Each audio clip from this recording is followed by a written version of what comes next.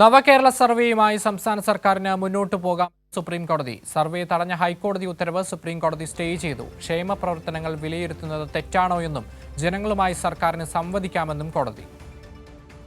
നവകേരള survey തടഞ്ഞ ഹൈക്കോടതി ഉത്തരവിനെ ചോദ്യം ചെയ്ത് സംസ്ഥാന സർക്കാർ നൽകിയ ഹർജിയിലാണ് സുപ്രീം കോടതിയുടെ നിർണായക ഉത്തരവ്. ഹൈക്കോടതി വിധി സുപ്രീം കോടതി സ്റ്റേ ചെയ്തു.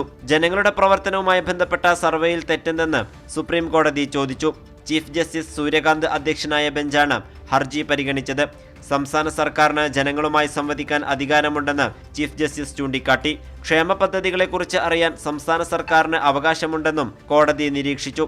സംസ്ഥാനത്തിനകത്ത് വികസനം മെച്ചപ്പെടുത്തുന്നതിൽ സർവേ ഗുണം ചെയ്യുമെന്നും സുപ്രീം കോടതി ചൂണ്ടിക്കാട്ടി. സർവേക്കായി 23 കോടി രൂപ അനുവദിച്ചുവെന്ന എതിർകക്ഷി വാദങ്ങളെയും സുപ്രീം കോടതി പൊളിച്ചു.